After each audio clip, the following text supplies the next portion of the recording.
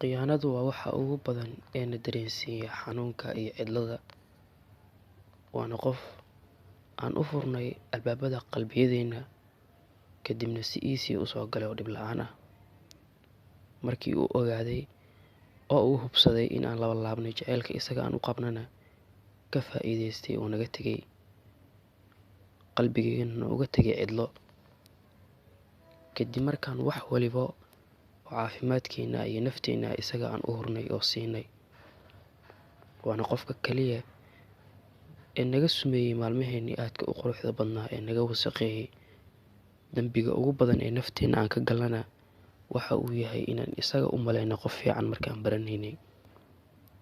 Laakiin alxamdulillaah, marnaba ma aanan guuldareysanin. Waxa aan noqonay kuwo aad u daryeela naftooda. Kadib markaan wax waliba oo daryeel ah isaga aan u hurayno oo siinaynay, waxaan baranay si aan nafteena u farxad gelin lahayn. Kadib markaan wax waliba oo hamigeyna u ahaa inaan isaga farxad gelino oo ka hormarino. Waad mahadsantahay qof waliba oo na cidleeyay oo na xanuujiyay.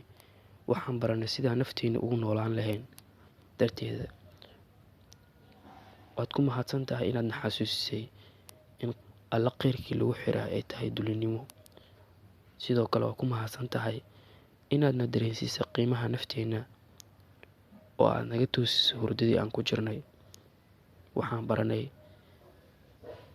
in aan qof waliba waxa uu mudan yahay ka badan aanan siin oo qadarin ah. Assalaamu calaykum waraxmatullaahi wabarakaatuh.